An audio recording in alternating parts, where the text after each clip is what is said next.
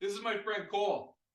He does it yet again in COLE-VERTIME, as Cole Caufield is now the fastest player in NHL history with 7 career overtime goals, smashing the previous record held by Frank Finnegan.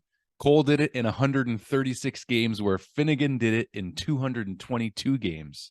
If you followed me long enough from the very beginning of this channel, pretty close anyway, you guys are obviously going to know why I was so ridiculously hyped about Cole Caufield, because this dude was built for overtime, specifically 3-on-3, but in this case it was 4-on-3, and he snipes for the Canadiens' second power play goal of the game, technically third if you count Nick Suzuki. We'll talk about the offside review in a second, but Cole Caufield ices it in overtime, 4-on-3, after James Reimer, buddy James Reimer, nice guy James Reimer, decides to hold Cole Caufield's stick in overtime and gets called for a penalty.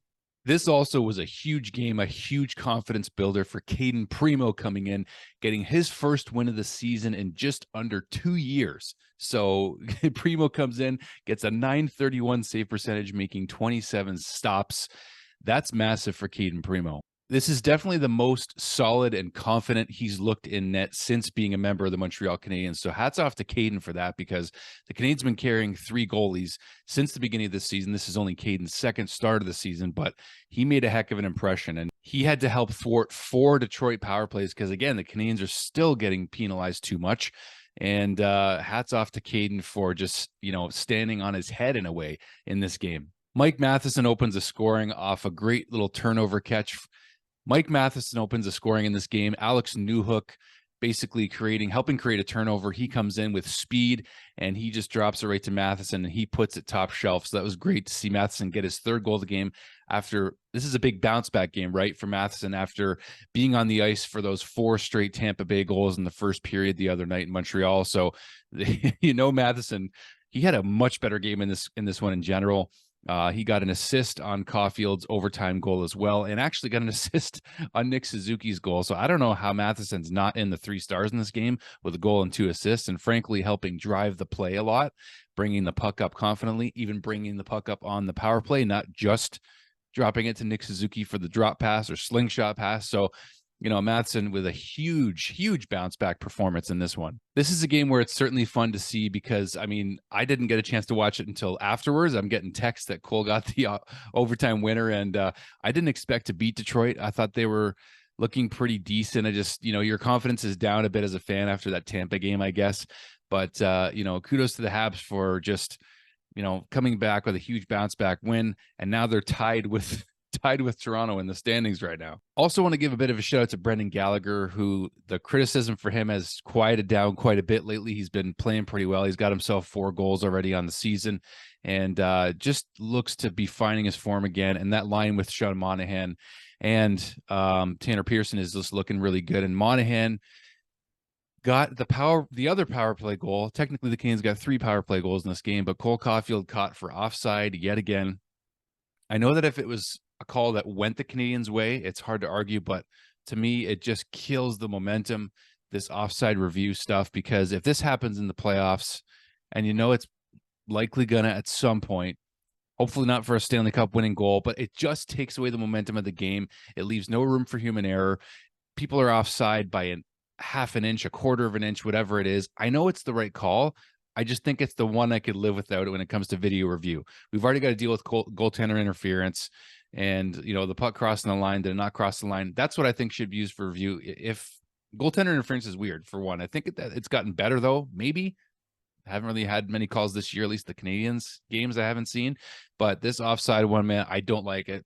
I don't like it. I know it's reality, nothing I can do about it, but I don't like it. I think Justin Barron deserves a shout out too. Now, he did have a giveaway near the end of this game, which almost cost him. I think it was actually in overtime, but I think he's been just more steady in general. And Barron played 22 and a half minutes last night against Detroit. So hats off to him as well, because he's been better from the get-go in general, and his confidence is building.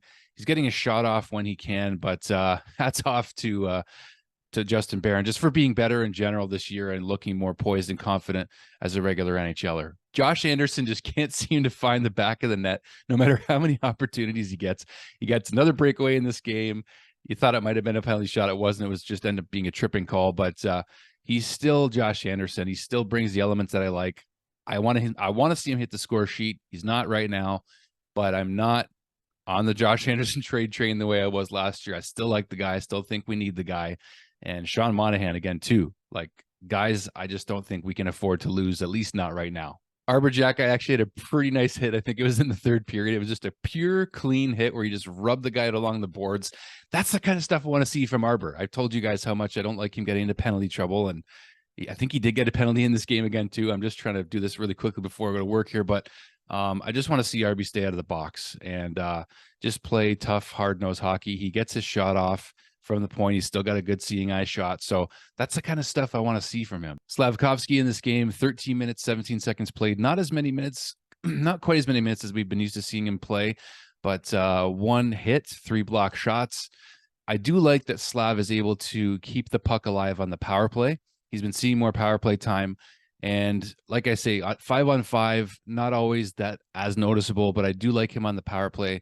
He's able to keep the puck alive using his long reach along the boards and keeping the puck alive, passing it around back to the point, and even finding Cole and whoever else on the power play. I think he's looking decent on the power play. Like I mentioned, keeping the puck alive, keeping it in the Habs offensive zone. So the little positives there, but still, of course, a lot of room for improvement. I know one of you guys mentioned the NHL is not a development league. It's not, but we'll see how this season continues to progress for him.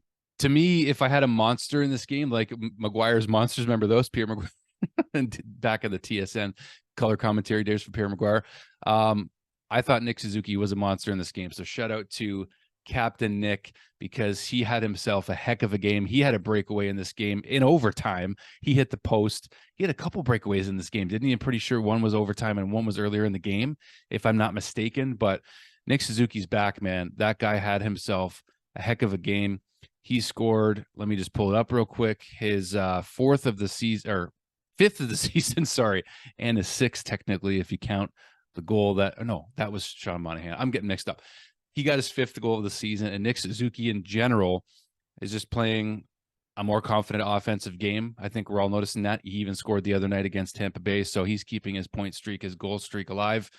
Shout out to the captain, man. He's been under scrutiny from the beginning of the season, but him and Cole, when they're going, the Habs are going, and Cole, Nick, and Mike Matheson, your leadership team, all scoring the goals for the Canadiens tonight. I didn't talk much about the Detroit side of things, but Alex DeBrincat has been a mentor to Cole Caufield. Same size, same stature, same sort of skill set as a goal scorer, as a sniper. Didn't see much of DeBrincat tonight. I was surprised that he wasn't a bit more noticeable, but I think Detroit is also missing Kubalik in that trade to Ottawa. Kubalik's a player. I think they missed that guy personally. I thought he was great, and I think that they're going to miss him going forward. But regardless, JT Kemper getting his 3rd goal unassisted in this game. Christian Fischer getting his goal assisted by Ben Sherratt. And I just thought the Canadiens really outplayed the Wings, man. And I'm just happy to see a win here. I'm happy. I'm celebrating. And that's all I got for you guys. So all the power to the Canadiens for keeping us interested and staying relevant as long as possible this season. So thank you guys for watching. We'll see you on the next one. Go Habs, go.